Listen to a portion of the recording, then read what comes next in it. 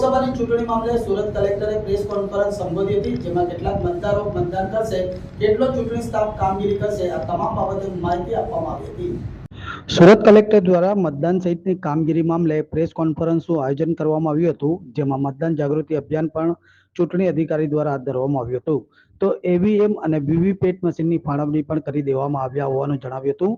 માંગરોળ, માંડવી, કામરેજ, બારડોલી અને મહુવા વિધાનસભા બારડોલી લોકસભા હેઠળ આવે છે, તો લિંબાયત, ઉધના, મજૂરા 84 વિધાનસભા નવસારી લોકસભા હેઠળ આવે છે।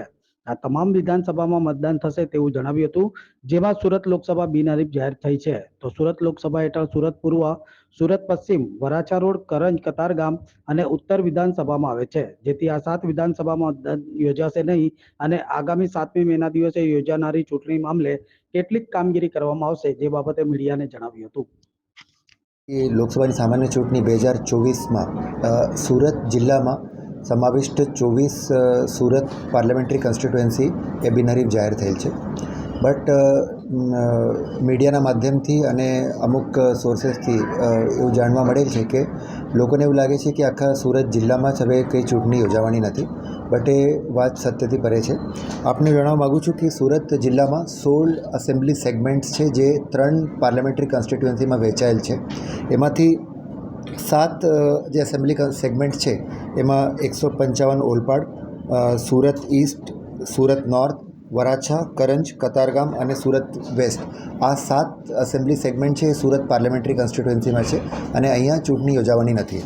બટ આના સિવાયની જે 9 એસેમ્બલી સેગમેન્ટ છે, જેમાંથી માંગરોળ, માંડવી, કામરેજ, બારડોલી અને મહુવા, આ જે એસેમ્બલી સેગમેન્ટ છે એ બારડોલી લોકસભામાં જાય છે, એટલે આમાં ઇલેક્શન યોજાવાના છે।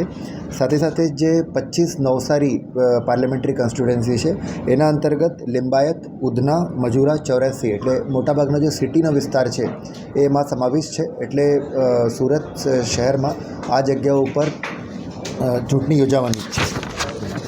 આપણે આની વાત કરીએ તો બારડોલી પાર્લામેન્ટરી કોન્સ્ટિટ્યુએન્સીમાં 1585 મતદાન મથકો જે છે એ સુરત જિલ્લામાં સમાવિષ્ટ થાય છે। સાથે સાથે જે 1297 જેટલા મતદાન મથકો છે એ 25 નવસારી પાર્લામેન્ટરી કોન્સ્ટિટ્યુએન્સીમાં સમાવિષ્ટ છે, જેનું ઇન્ક્લુઝન છે એ સુરત જિલ્લામાં થાય છે, એટલે અહીંયા ચૂંટણી યોજાવાની જ છે। બીજી વાત કરીએ તો મતદારોની વિગતમાં પણ બારડોલી પાર્લામેન્ટરી કોન્સ્ટિટ્યુએન્સીમાં 15,40,000 જેટલા મતદારો અને નવસારીમાં 14,39,000 જેટલા મતદારો છે પોતાના મતાધિકારોનો પ્રયોગ કરી શકશે। આવી રીતે જે 23 બારડોલીમાં 3,18,000 જેટલા પીડબ્લ્યુડી 85+ વાળા મતદારો છે એ યંગ ઇલેક્ટર્સ સાથે મળીને એટલા છે। સાથે સાથે નવસારીમાં એ આંકડો 2,66,000 જેટલું થાય છે। વાત કરીએ તો આદર્શ આચારસંહિતાનું અમલ જે છે એ આખા સુરત જિલ્લામાં અત્યારે પણ લાગુ છે, એટલે એમાં કોઈ પણ છૂટછાટ નથી। બધી જ ટીમો જે છે એ કાર્યરત છે અને એમસીસી, એફએસટી, એસએસટી, વીએસટી, એટલે બધી જ જે એક્સપેન્ડિચર અને મોડલ કોડને લગતી જેટલી ટીમો છે એ બધી જ ટીમો કાર્યરત છે। આપણે કુલ સુરત જિલ્લામાં હવે 2882 જેટલા મતદાન મથકો ઉપર ચૂંટણી યોજાવાની છે। આના બાબતમાં જે ઈવીએમ, વીવીપેટ અને એ બધું જે તે એસેમ્બલી સેગમેન્ટને અપાઈ ગયા છે અને કમિશનિંગની કામગીરી પણ પૂરી કરવામાં આવેલ છે। સાથે સાથે જે મતદાનનું જે સ્ટાફ છે 110% લેખે પણ આપણે જે રિક્વાયર્ડ સ્ટાફ છે એ સંબંધિત જે એસેમ્બલી સેગમેન્ટ છે એમને આપી દેવામાં આવેલ છે। આપણે ગઈ વખતની જેમ આ વખતે પણ જે ઓલમોસ્ટ 1450 જેટલા પોલિંગ સ્ટેશન્સ ઉપર લાઈવ વેબકાસ્ટિંગ કરવાના છે અને અહીંયા કંટ્રોલ રૂમ બનાવીને આ મતદાન મથકો ઉપર ધ્યાન રાખવામાં આવશે। સાથે સાથે જે વોટર સ્લીપ અને વોટર ગાઈડની વાત કરીએ તો એનું ડિસ્ટ્રીબ્યુશન પણ પૂર્ણતાના આરે છે।